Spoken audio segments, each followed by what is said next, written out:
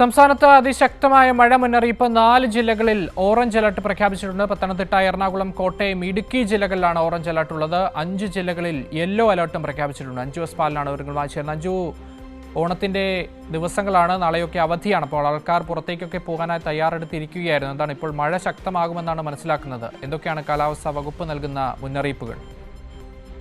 അക്ഷയ്, നിലവിൽ കാലാവസ്ഥാ വകുപ്പ് നൽകുന്ന അലേർട്ട് പ്രകാരം ഇന്ന് മാത്രമാണ് സംസ്ഥാനത്ത് മുന്നറിയിപ്പ് നൽകിയിട്ടുള്ളത്. നാളെയും മറ്റന്നാളും മഴ കുറയുമെന്ന കാര്യമാണ് കാലാവസ്ഥാ നിരീക്ഷണ കേന്ദ്രം അറിയിക്കുന്നത്. അതിന്റെ അടിസ്ഥാനത്തിൽ നാളെയും മറ്റന്നാളും ഒരു മുന്നറിയിപ്പും ജില്ലകളിൽ നൽകിയിട്ടില്ല. പക്ഷേ ഇന്ന് തിരുവോണമാണ്.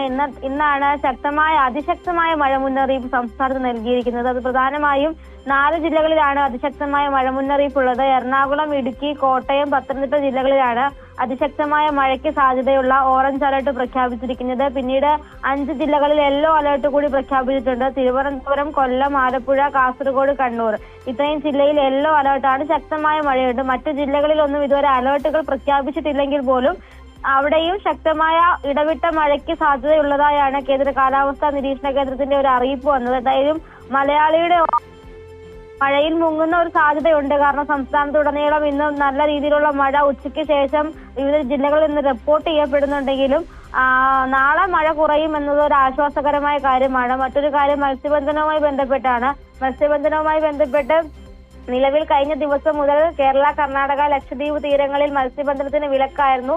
ആ വിലക്ക് തുടരുക തന്നെയാണ്. നാളെയും മത്സ്യബന്ധനത്തിന് വിലക്ക് ഏർപ്പെടുത്തിയിട്ടുണ്ട്. എന്തായാലും സംസ്ഥാനത്ത് അതിശക്തമായ മഴ മുന്നറിയിപ്പാണ് നൽകിയിരിക്കുന്നത്. കൂടെ കാറ്റിന്റെ വേഗത കൂടി പരിഗണിച്ച് തീരദേശ മേഖലയ്ക്കും മലയോര മേഖലയ്ക്കും പ്രത്യേക ജാഗ്രതാ നിർദ്ദേശവും കേന്ദ്ര കാലാവസ്ഥാ നിരീക്ഷണ കേന്ദ്രത്തിൽ നിന്ന് നൽകിയിട്ടുണ്ട്. അക്ഷയ്.